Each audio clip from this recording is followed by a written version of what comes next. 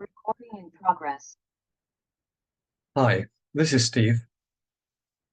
Recently, Justin Welby, the Archbishop of Canterbury and wealthy former oil company executive who, compared to most in this country, let alone globally, lives the life of luxury, announced that the Church of England would be putting £100 million aside to assuage the guilt that he has decided it has for its part in the slave trade. I saw the article about it on Twitter and I made a reply which has, if not gone viral, certainly had an awful lot of views, an awful lot of likes, and an awful lot of retweets. I don't claim any great insight. I think it's a statement of the obvious. I said, what would Christ have done with all that money? Answer, he wouldn't have had it, as it would have been given away to the poor as it came in. Think of all those in need of money in our own society now. And Welby's concerned about the Atlantic slave trade that we, the British, proactively ended over 200 years ago. Justin Welby is, I fear, and as he repeatedly shows, an attention-seeking grandstander, a political animal with both small and capital P, not a spiritual one. My point then is, what on earth is the Church of England doing having £100 million to spare? Spare, remember. That's not all of its wealth by any means. £100 million spare to use on the whim of a politicised and therefore unworthy archbishop. I know they have old church buildings to maintain and the salaries of their ever-reducing number of clergy to pay, as well as pensions of retired clergy, but that has presumably been taken into account before this announcement. And anyway, having that much spare cash is utterly obscene and utterly out of keeping with the example given by Christ, that any Christian church of any denomination should amass these kinds of sums of money. Wasn't the obscene wealth hoarded by the Catholic Church one of the causes of the Protestant Reformation, for example? The Church of England, a purportedly Protestant denomination, I remind you, has now been modernising for around 60 years. And of course, when they use the word modernising, what they really mean is changing to fit in with the transient fads of upper middle class, secular, and increasingly atheistic ideas. Or as Dr. Gavin Ashenden, former chaplain to the Queen, says, it's an upper middle class, facile, superficial pleasing of conscience. And what has this constant pandering to the secular atheists achieved in that time? A 90% reduction in regular attendees, an average age of regular attendee of over 60, a reduction in available clergy of 25%. Many parishes, particularly in rural areas, rely on retired clergy and reduced number of services to function, and less than 50% putting Christian on the most recent 10-yearly national census for the first time in its history.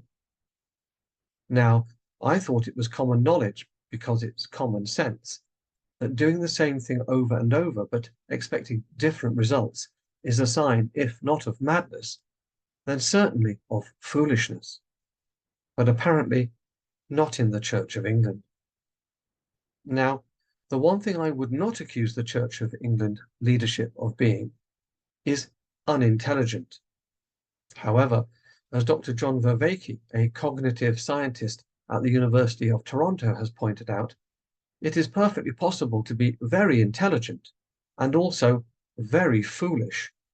And there is no contradiction in that whatsoever.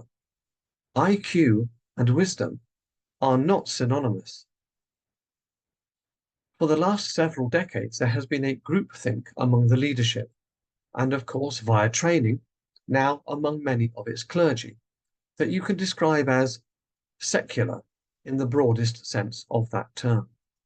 More specifically, a politicisation of the Church of England, and very specifically, the following of certain politically left-wing, secular, materialist, and often atheistic societal fads and tropes.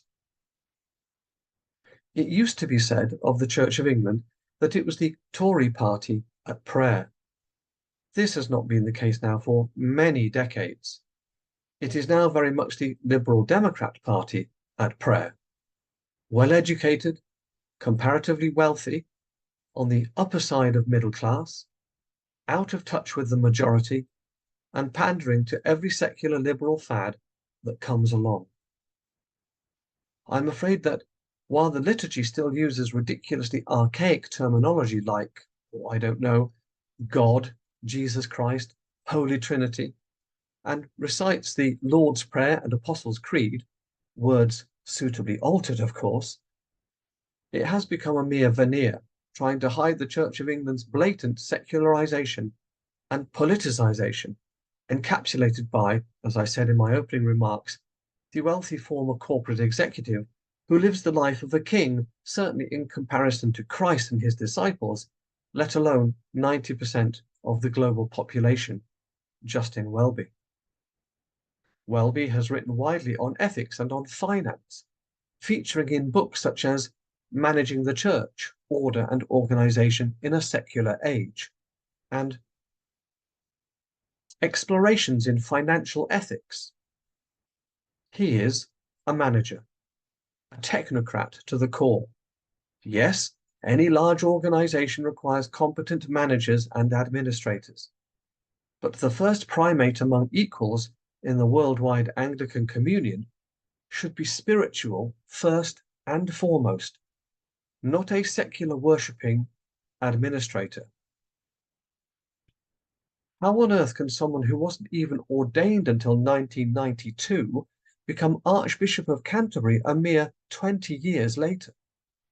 I won't speculate, but that's a very rapid rise to the top, and I will come on to evidence of his failings now.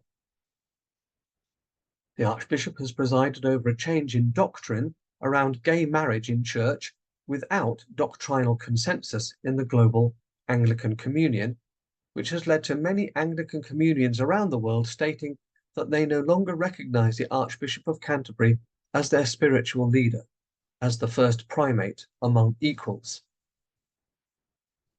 The long-awaited safeguarding report in Lambeth Palace is now out, and the conclusions are damning. Bullying is rife, there is no accountability, and cover-up is the norm whenever complaints are made. The bishop in charge of Lambeth Palace is, of course, Justin Welby. And to emphasise his total tone deafness on such a vital issue, he appointed the former Bishop of Birmingham to be the head of his safeguarding team. What's wrong with that, you ask? Only that the same bishop has already been officially rebuked for safeguarding failures in the past, not once, but twice. Martin Sewell, who is a member of the General Synod and an advocate for the abused in the Church of England, asked on social media why this ludicrous appointment by Welby has not created a greater stir.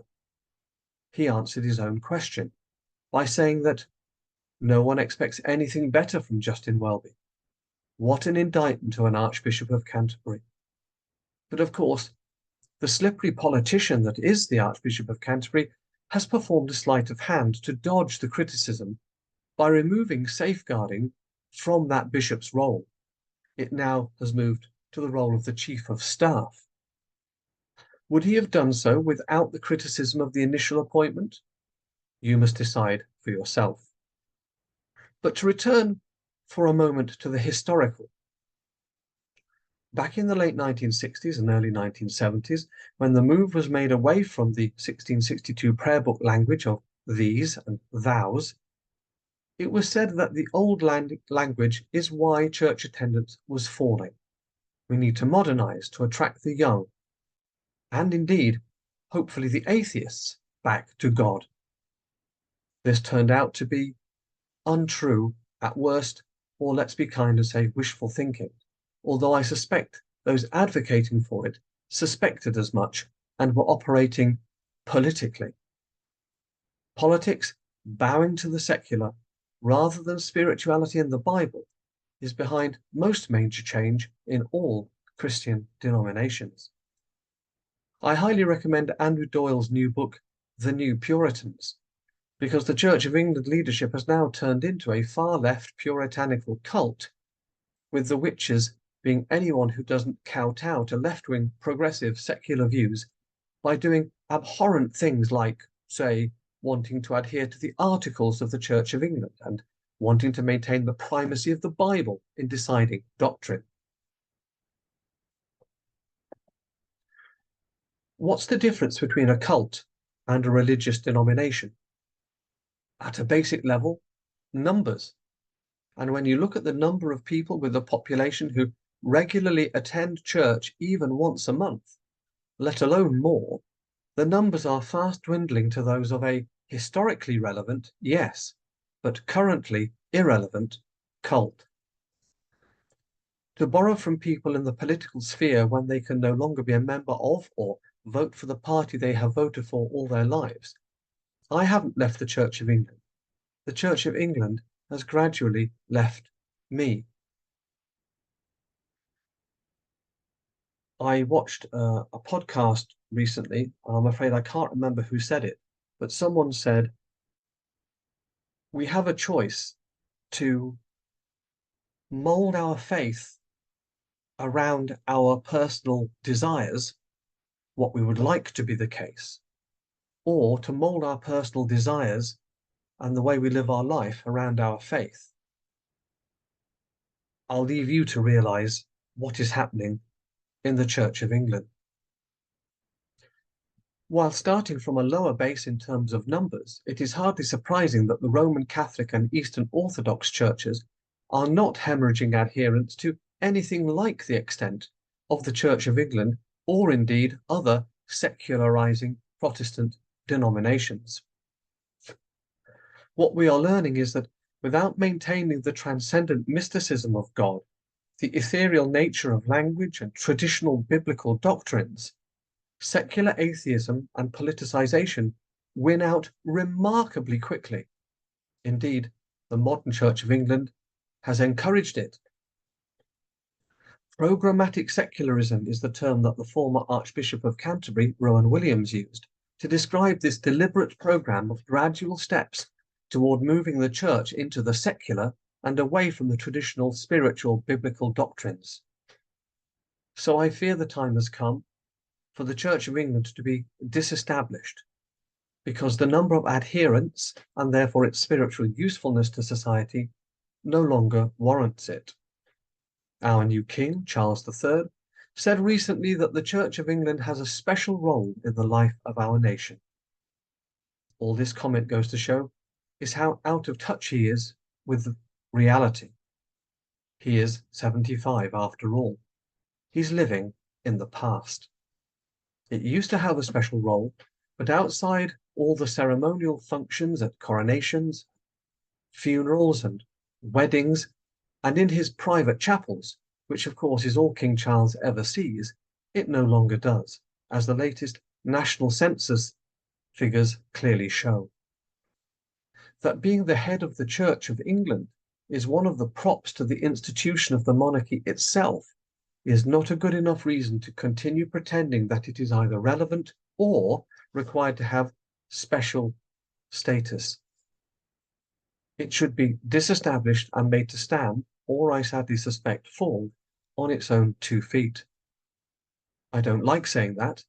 I was baptized in the Church of England, and I hoped to die in it. But we need to be honest about things, and now, due to ceaseless, fruitless liberalization and secularization, I'm not so sure. The sad thing is that many ordinary members of the Church of England, those who attend regularly and give their time, resources, and efforts to support their local church, are not like the hypocritical, politically motivated leadership at all. They are being led by donkeys, hypocrites, and charlatans who care more about political ideology and fitting in with the arrogant metropolitan liberal elite, patting themselves on the back for how inclusive they are in secular, postmodern terms, than caring for the poor or following the Bible. Don't tell me that the Church of England has got £100 million to put to one side for assumed guilt about something we abolished well over 200 years ago. and in the same breath tell me they care about the poor in their own diocese and society. It has become an arrogant, elitist institution, or at least it is being led by arrogant elitists, and that must stop. The traditions, liturgy, doctrines, and practice of the Church of England have gradually been watered down, secularized, politicized over the last few decades. Why? Supposedly to make the church more accessible. But accessible to whom? To stay relevant. But relevant to whom? As all the data demonstrates, apparently to those who neither believe nor care. In attempting to pander to secularists and full-on anti-theists, all the church has done is reduced the number of its formerly constant adherents. And now, in yet another example of poor leadership, the Church of England is setting up a commission to look into whether or not God is gender neutral. And perhaps we should stop saying, "Our Father." So they will presumably be altering the Holy Bible itself, altering the words spoken by Christ himself when he spoke of "my Father."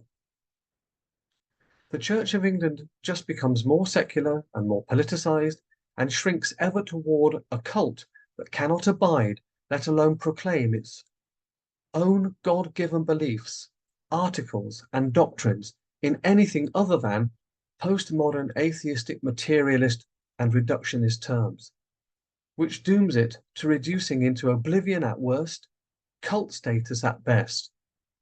And that's not much of a best, is it? Thanks for listening.